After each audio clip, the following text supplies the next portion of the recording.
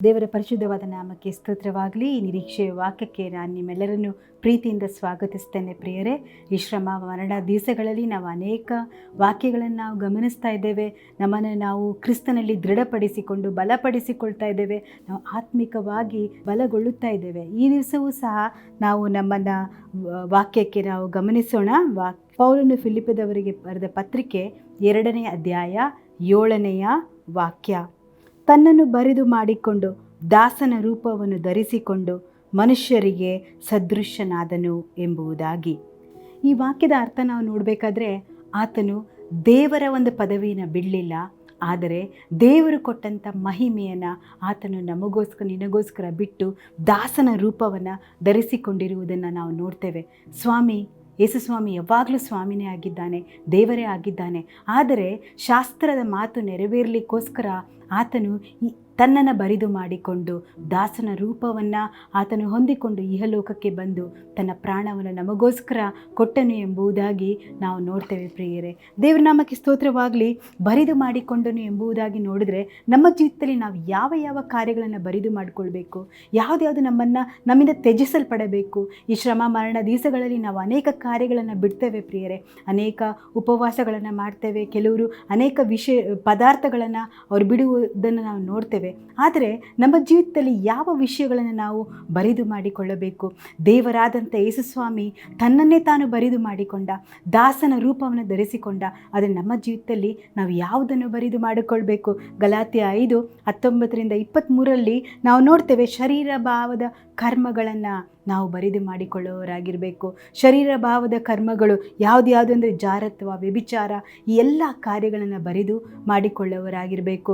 ಸಿಟ್ಟು, ಕೋಪ, ಹಗೆತನ ಇವುಗಳನ್ನೆಲ್ಲ ಬಿಟ್ಟು ಸ್ವಾಮಿ ಹತ್ರ ಬರುವವರಾಗಿರಬೇಕು. ದಿನೇ ಕ್ರಿಸ್ತನ ಒಂದು ಬಲವನ್ನು ಹಾತುಕೊಂಡು ನಾವು ನಡೆಯುವವರಾಗಿರಬೇಕು. ಹಳೆಯ ಜೀವಿತ ನಮ್ಮಿಂದ ಬಿಟ್ಟು ಹೋಗಬೇಕು. ನಾವು ಕ್ರಿಸ್ತನನ್ನು ಧರಿಸಿಕೊಂಡವರಾಗಿ ನಾವು ಇಹ ಲೋಕದಲ್ಲಿ ಜೀವಿಸುವವರಾಗಿರಬೇಕು. ಸ್ವಾಮಿ ತಾನು ಯಾವತ್ತೂ ನಾನು ದೇವರಾಗೇ ಇದ್ದೇನೆ ಎಂಬುದನ್ನು ಆತನು ಸ್ಪಷ್ಟವಾಗಿ ಇಹಲೋಕದಲ್ಲಿ ಸಾರಲಿಲ್ಲ. ಆದರೆ ಆತನು ನಿತ್ಯವೂ ತಂದೆಯ ಮಾತನ್ನು ಕೇಳಿ ತಂದೆಗೆ ವಿಧೇಯನಾಗಿರುವುದನ್ನು ನಾವು ನೋಡ್ತೇವೆ. ಪ್ರಿಯರೇ, ನಾವು ಸಹ ದೇವರಿಗೆ ವಿಧೇಯರಾಗಿರುವಂಥದ್ದು ಬಹು ಮುಖ್ಯ.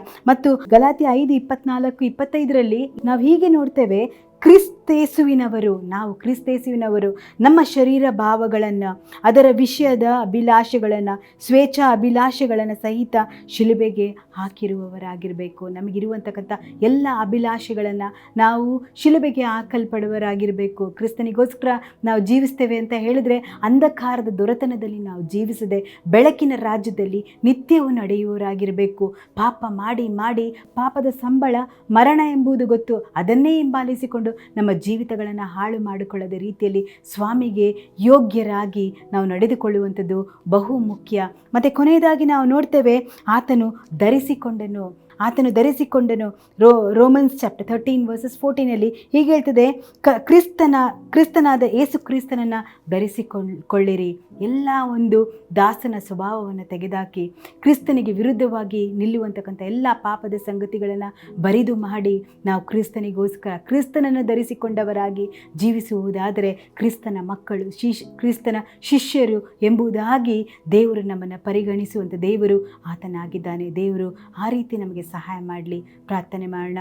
ಜೀವ ಸ್ವರೂಪನಾದ ತಂದೆಯಾದ ದೇವರೇ, ಅಪ್ಪ, ನಿನ್ನಲ್ಲಿರುವಂತಕ್ಕಂಥ ಗುಣಗಳು ನಮಗೆ ದಯಪಾಲಿಸಿಕೊಡು ಸ್ವಾಮಿ.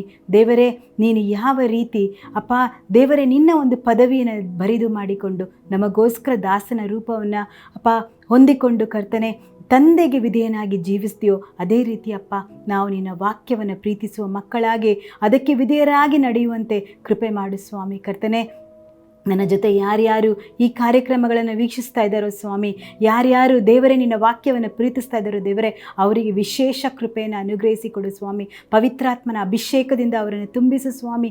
ನಿತ್ಯವೂ ಕರ್ತನೆ ಅವರನ್ನು ಪ್ರೀತಿಸುವಂಥ ದೇವರು ನೀನಾಗಿದೆಯಾ ಕರ್ತನೆ, ಅದಕ್ಕಾಗಿ ಸ್ತೋತ್ರ. ದೇವರೇ, ಎಲ್ಲರನ್ನು ಪ್ರೀತಿಸುವಂಥ ಸ್ವಾಮಿ ನೀನಾಗಿದೆಯಾ ಕರ್ತನೆ.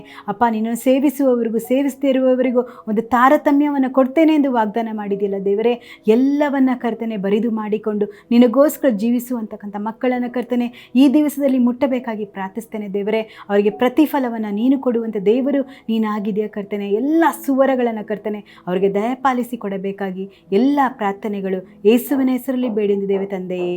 ಆಮೇನ್ ಆಮೇನ್.